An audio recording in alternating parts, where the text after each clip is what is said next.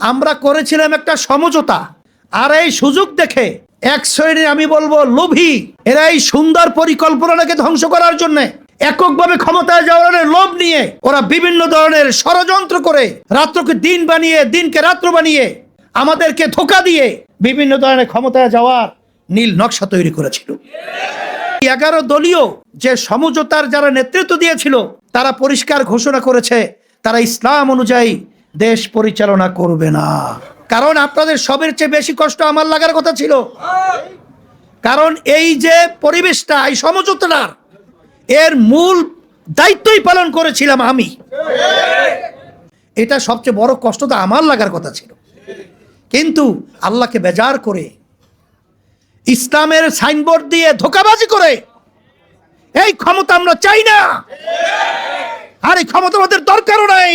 আমার মন বলছে আপনাদের ভয় চিন্তা নাই, আমাদের ভয় চিন্তা নাই, আমরাই বিজয় হব, আল্লাহর রহমতে আমরাই বিজয় হব, কোনো সন্দেহ নাই।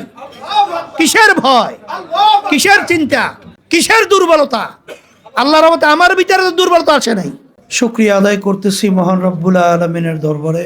পবিত্র রমজান মাসে ইফতারির পূর্ব মুহূর্তে এই দোয়া মাহফিলে আমরা উপস্থিত হতে পেরেছি, শুকরিয়া তার সবাই বলি আলহামদুলিল্লাহ। ইসলাম শব্দের অর্থ আমরা জানি, আবার স্মরণ করাইয়া দিচ্ছি। ইসলাম শব্দের অর্থ হলো আত্মসমর্পণ, মানে মুসলমান। এইটা কি আমরা প্রতিশব্দ বলি ইসলাম, যারা ইসলাম মানে তাদেরকে বলা হয় কি মুসলমান।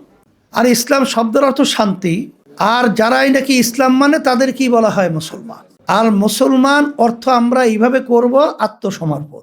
আত্মসমর্পণ অর্থ আমরা বুঝি যার কাছে আত্মসমর্পণ করে তার নিজের ব্যক্তিগত কোনো বুদ্ধি, চালাকি, শক্তি আর চলে না।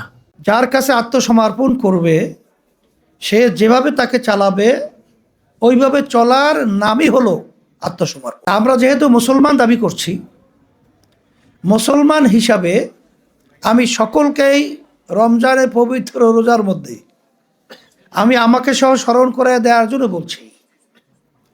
আমি আপনাদের সামনে কোরআনুল কারীম থেকে আয়াত শরীফ তেলাওয়াত করেছি। প্রথম আয়াতে আমি বলেছি, তেলাওয়াতের মাধ্যমে আপনাদেরকে বোঝাতে চেয়েছি যে আল্লাহ রাব্বুল আলামিন রমজান মাসে রোজা ফরজ করেছেন কেন? এর মাধ্যমে তোমাদের ভিতরে আল্লাহর ভয় পয়দা হবে। আপনারা তো স্বাভাবিক বোঝেন, একটা পরীক্ষার পরে আল্লাহ তার ফল দেবে তাকওয়া, মানে আল্লাহর ভয় ভিতরে পয়দা।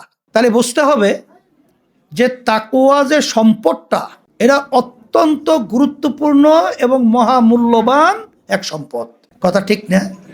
তাকওয়া ব্যাপারে আপনারা বিভিন্ন ওলামায়ে কেরাম সহ আলোচনায় আমরা শুনে আসছি, আল্লাহ কবুল করলে শুনবো। তবে সংক্ষেপ কথা এতটুকুই, আল্লাহর ভয় ভিতরে পয়দা হওয়া অর্থ কি? যেই কাজের ভিতরে আল্লাহ খুশি, ওই কাজ যার ভিতরে তাকওয়া অর্জন হয়েছে সে ছাড়বে না। আর যেই কাজের ভিতরে আল্লাহ বেজার, যত দুনিয়ার লোভনীয় তাদের কাছে অপার দেওয়া হোক না কেন, যত কিছু তাদের সামনে ক্ষমতা পেশ করা হোক না কেন, যত অর্থ, যত সম্মান তাদের সামনে পেশ করা হোক না কেন, যার ভিতরে আল্লাহর ভয় পয়দা হবে সে কখনোই আল্লাহ যে কাজে বেজার হবে সেদিকে সে পা বাড়াবে না। এর নাম হলো তাকওয়া। আলহামদুলিল্লাহ, যার বাস্তবতা আমরা দেখেছি।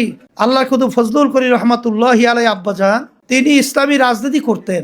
আমরা বুঝ হওয়ার পরে যেটা দেখেছি, যেই কাজে আল্লাহ বেজার হবে, এক কথায় যেটা ইসলাম সমর্থন করে না, সেখানে বহুত লোভনীয় অপার থাকার পরেও আব্বাজান রহমাতুল্লাহি আলাইহি আল্লাহর ভয় ভিতরে তার ভিতরে পয়দা হয়েছিল।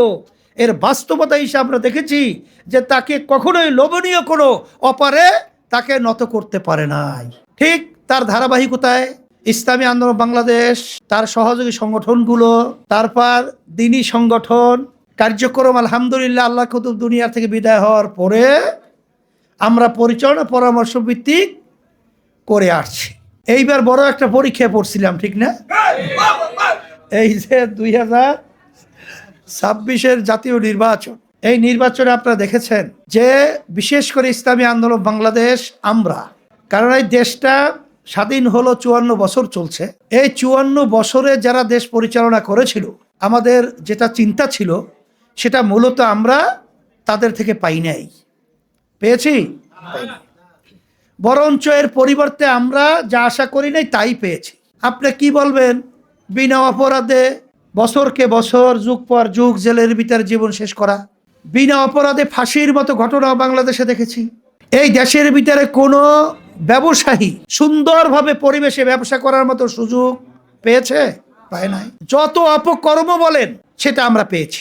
এই 53 বছর পরে 5ই আগস্ট 2024 যেই ঘটনা এদেশে অভ্যুত্থান হলো, গণ অভ্যুত্থান, তখন এই দেশটাকে সুন্দর করার এবং ইসলামকে মজবুত করার, মানবতা জুলুম থেকে মুক্তি পাওয়ার একটা সুযোগ এসেছিল। এই সুযোগকে কাজে লাগাবার জন্য আমরা আলহামদুলিল্লাহ সাধ্য অনুযায়ী আমরা চেষ্টা করেছিলাম যে আমরা বিএনপি, আওয়ামী লীগ, অন্যান্য রাজনৈতিক দল আমরা দেখেছি, কিন্তু এই দেশের ভিতরে 92 জন শতকরা মুসলমান বসবাস করে।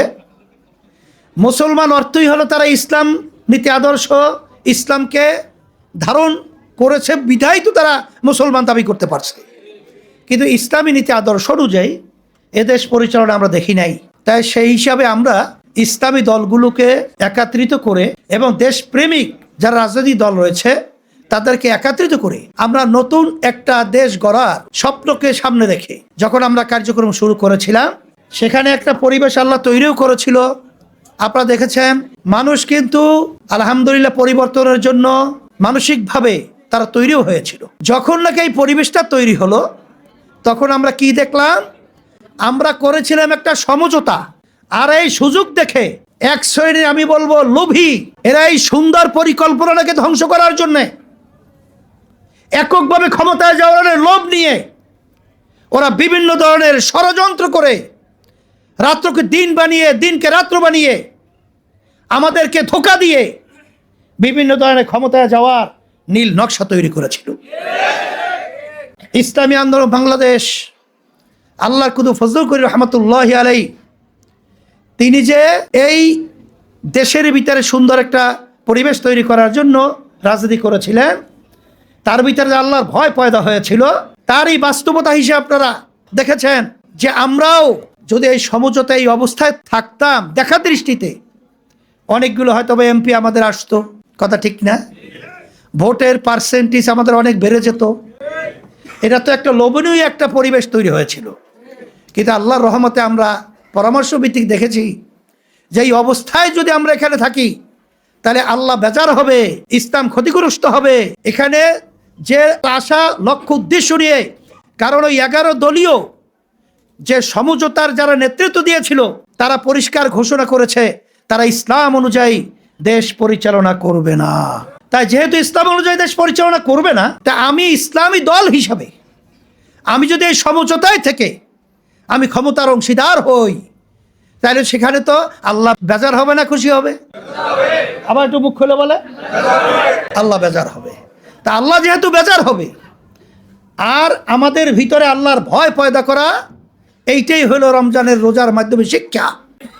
এর জন্যই আমরা এই লোভনীয় পরিবেশ, এই অবস্থা থেকে আমরা তখন ফিরে এসে তখন আমরা আল্লাহকে বেজার না করে সঠিক ইসলামের পক্ষে একটা বাক্সকে আমরা আলাদা করে জাতির সামনে আমরা উপস্থাপন করেছিলাম। তখন আমরা তো দেখার দৃষ্টি বুঝতেই পেরেছি স্রোতের বাহিরে কি হয় বা না হয়। কিন্তু আলহামদুলিল্লাহ আমরা যে এত % ভোট পাবো এটা কিন্তু আমরা বুঝি নেই। কারণ এখন একা না, আমরা সব চলে গেছে একদিকে, কিন্তু সেখানে প্রায় 3% মতো ভোট আল্লাহর রহমতে আমাদের পক্ষে আল্লাহ দিছে না। তারপরে একজন এমপি আল্লাহ আমাদেরকে পুরস্কার হিসাবে আল্লাহ দেয় নাই। কিন্তু এটা তো হওয়ারই কথা ছিল না, যে পরিবেশ হয়েছিল।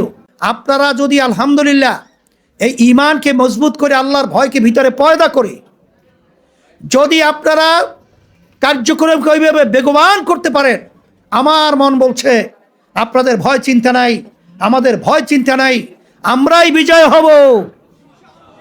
আল্লাহর রহমতে আমরাই বিজয় হব, আল্লাহর রহমতে আল্লাহই বিজয় হবে ইনশাআল্লাহ, কোনো সন্দেহ নাই। কিসের ভয়, কিসের চিন্তা, কিসের দুর্বলতা? আল্লাহর রহমতে আমার ভিতরে তো দুর্বলতা আসে নাই, আমার ভিতরে তো দুর্বলতা আসে নাই। কারণ আপনাদের সবের চেয়ে বেশি কষ্ট আমার লাগার কথা ছিল। কারণ এই যে পরিবেশটা, এই সমঝোতার এর মূল দায়িত্বই পালন করেছিলাম আমি।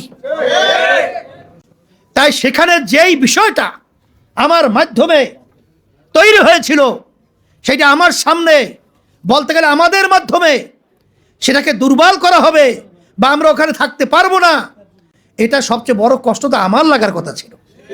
কিন্তু আল্লাহকে বেজার করে, ইসলামের সাইনবোর্ড দিয়ে ধোঁকাবাজি করে এই ক্ষমতা আমরা চাই না, আর এই ক্ষমতা আমাদের দরকারও নাই।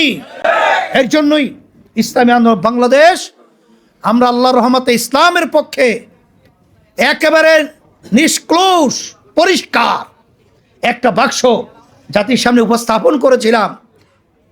আল্লাহর কাছে জবাব দিতে পারবো, মালিক আমরা ইসলামের পক্ষে বাক্স দিয়েছিলাম, কে ওখানে সমর্থন করেছে কে করে নাই সেটা আপনি জানেন। এর জন্য আমাদের কোনো দুশ্চিন্তার কিছু নাই। আপনার এখলাস দিয়ে পরামর্শ ভিত্তিক কাজের গতি বাড়াতে থাকেন।